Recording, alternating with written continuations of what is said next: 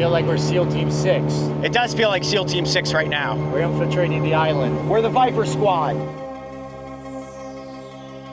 Wow, look at it. It's so bright in coloration.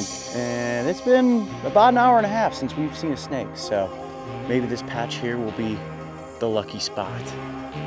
I'm not gonna call it. I'm just gonna keep looking for this blue viper. We are exhausted. The bulldozer coming through. Oh, I just got stabbed. Okay, tonight we're going on a rather epic adventure. We are headed off of the boat and toward the island of Padar. Padar is one of the 17,500 or so islands in the Indonesian island chain. And this is the only island where you can find a very unique pit viper species that we're gonna be looking for tonight. So we've got one shot at this. Let's make it happen. Bro, are you kidding me? I forgot my flashlight. You need it? Yeah. Whoa, what did you say? I forgot my flashlight. You forgot your flashlight? Yeah, you gotta be ready for combat. I think I left it on my bed. Maybe it's in this pocket. No. Okay. Done in my flashlight. For everyone witnessing, I'm going to give him this flashlight to use tonight. He's going to give it back to me at the end of the night. That's true. Yeah, thank you, Mario. Ooh, cool. Look at this spooky dock. Tom Cruise could do it. Thanks, Argus. Nothing like getting dropped off in the middle of nowhere. There goes the boat. Bye. Stars are pretty crazy out here, even with all the lights of all the boats. When you just dip your light, you can see everything very clearly, way more than you would in the city. Now, Argus also said there is a chance we could see a sleeping Komodo dragon on this island. These dragons do not live on the island frequently, but they will occasionally stop over to sleep. So we will keep our eyes peeled. Oh, there's a rodent. There goes a mouse. Look at him. There's a rat right there. All right, we've already seen some prey items. Ooh, look at these turds. Goat. There've been some goats out here. I see the tracks. The environment that we're walking around in right now honestly seems like the last place where you'd find a super rare snake. It's really just a bunch of dried up grasses and dead plants. Oh, snake. See one? Oh, yeah, we got one right here, green one. Oh no, this is not what we're looking for. Oh. Max? Just want to make sure that this is Moving. Hopefully good inside. That's Bron's bag. Oh, I lost him. I missed him. We saw our first snake, but we didn't catch it.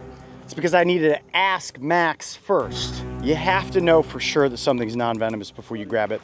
There are a lot of very unassuming looking snakes in this environment, and you grab something that's venomous unknowingly, it could be a really bad play. Okay, we might have a sleeping Komodo dragon. Oh yeah, this seems safe. Going into the underbrush. Oh yeah. We did it. We found a sleeping Komodo dragon. That might be one of the biggest Komodo dragons we've seen. I mean, it's an absolute giant. It's interesting how they don't quite go all the way back into a hole. You've just got an overhang here with roots, and his head is tucked down. It's like when the sun's starting to come out and you put your head underneath your pillow and you try to keep sleeping. And then again, there's not necessarily anything other than us that's gonna come up and try to mess with the sleeping dragon. Maybe I can sneak up under there and get a photo. Ooh, it's kind of moving. Better make this quick. Definitely not gonna touch him.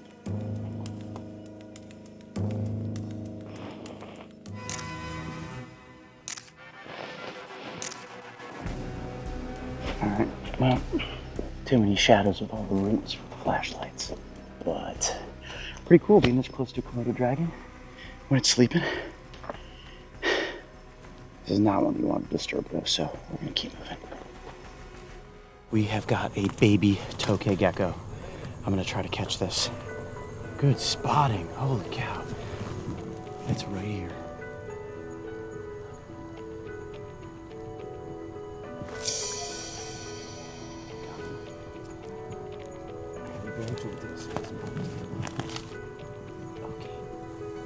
Ow! Classic tokay gecko. Biting my finger. Oh my goodness, this is the cutest little tiny gecko I have ever seen. My favorite gecko species in the world, the tokay gecko. Now, they get big, and they bite hard, especially when they're a lot bigger. So you notice that gecko was pointed downward on that branch. Any little bug that comes up the edge is gonna be fair game. But when these geckos get bigger, they will actually eat other gecko species, other lizards, even birds and small mammals. What an absolutely adorable little guy. I can't believe it. A tiny, tiny tokay gecko. All right, we're gonna put you right back on the tree that we found you on, but okay, never expect to see one of these. All right, buddy, back up on this little branch. I can picture it like that. Now, one of my goals on this trip when we're in Bali is to actually find a much larger tokay gecko. While I've been bitten by them before, I want to get bitten by one in its native range. All the tokay geckos that I've ever caught have been invasive species in Florida. So I've seen a tiny one, now we gotta find a big one. Okay, this is my chance for redemption. We found another one of those racers that I missed earlier. Let's go for it. There you have it. That is a bronzeback. I misspoke. It's not a racer. I thought it was this type of racer. It actually look a lot like a tree snake mixed with a garter snake. Fortunately, no biting. That's a good sign. What a cool snake, though. You can see how powerful and rubber-like that body is. Look, they're just like a vine snake, able to really hold their bodies out. Not the snake species we're looking for, but any animal that we can pack into this adventure is a good sign. You gonna bite me? No? Okay, cool. We're gonna put you right back on the tree and search for those vipers. Bye-bye. Okay. I'm gonna duck under this. Watch your eyes. Dang! The bulldozer coming through. Oh, I just got stabbed. You gotta be kidding me. Where are we? Hula, green hula. Oh, Max got a green one. All right, copy, we're coming your way. Leave it to Max. Found our first snake. See him on the ground? Oh, yeah. Wow, look at it. It's so bright in coloration. Oh, he's starting to move.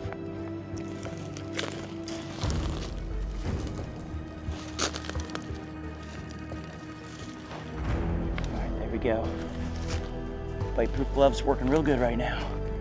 Okay, now my goal here is to get it to just chill on this stick. Let's see if we can make some magic here. Perfect. Oh, there it is, the green phase of the island viper. So much more vibrant than I imagined it was going to be. And this is exactly what we would have expected to see, is it just hanging on a branch like this in ambush pose. But as we walked up, Max said it was probably coming off the ground, getting ready to position itself. Now, I was able to pick it up with the bite-proof gloves because their fangs are way too small to be able to penetrate these gloves, but putting it on the stick just helps keep it a little bit more calm. That way I don't have to actually squeeze down on it with my fingers. All right, this glove. What a beautiful snake. It almost doesn't look real. It looks like a rubber kid's toy. And when we're talking about the 3 different color phases, green is the most common. So we pretty much expected to see a green one. Finding blue will be a little bit more difficult, although we put in some effort so far. And the yellow, of course, is the toughest. Now, like all pit vipers, they have heat-sensing pits right on the front of their face. This is exactly how that snake would be hunting.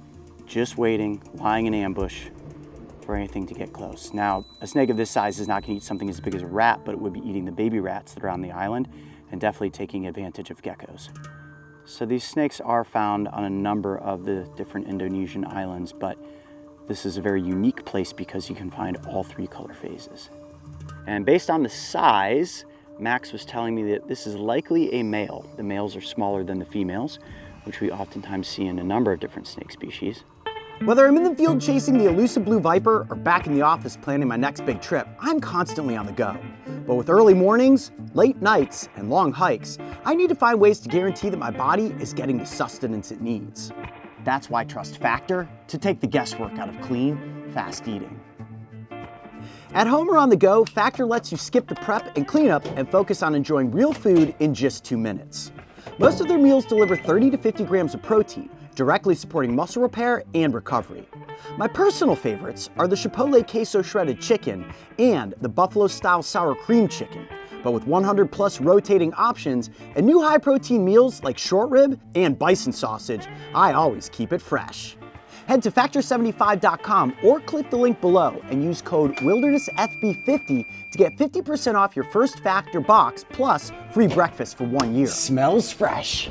That's code WildernessFB50 at factor75.com to get 50% off plus free breakfast for 1 year. Embark on your wellness adventure today with Factor.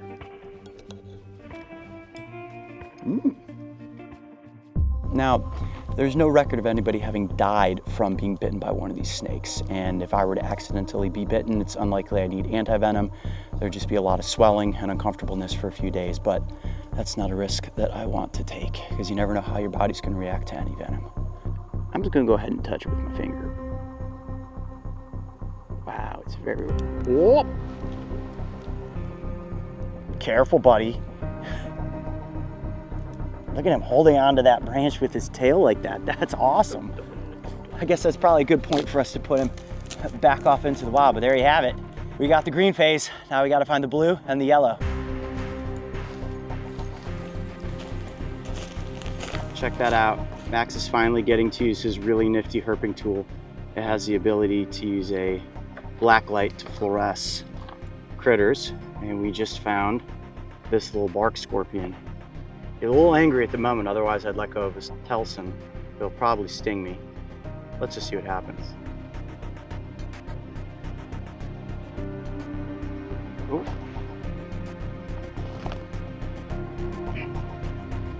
Cool.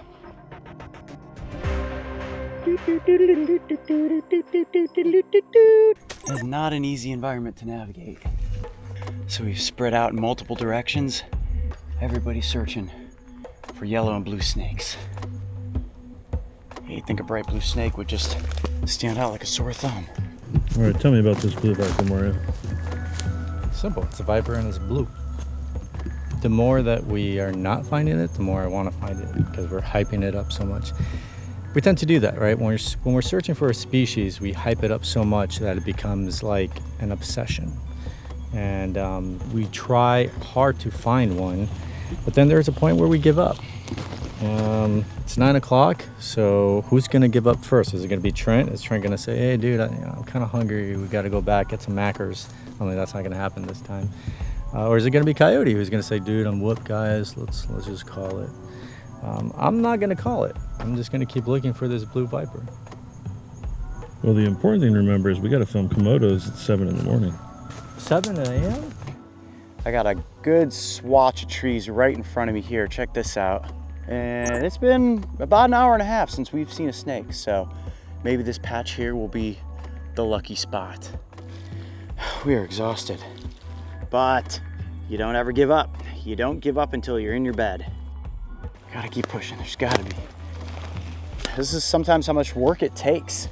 It's a lot more difficult to find animals than you would think, and we know that this is an area where these snakes have been spotted before, which is exactly why we're in this spot. But they're not making it easy. Okay, so as of now, I think we're gonna call it a night. We have been searching for hours, and we have not been able to find a blue or a yellow viper. 6 green ones. Oh! Really? Blew one out just like that. I was literally just wrapping it up. Let's go.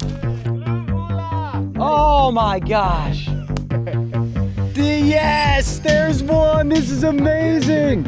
Yes. Holy cow, and it's up higher too. Woo! 11th hour. This is the one. We were just standing here like, okay, so we're gonna change it up, we're gonna do this, we're gonna do this, and if we do this, and then he just looks up, he's like, oh my god, blue. That's epic. Sometimes that's just how things work out.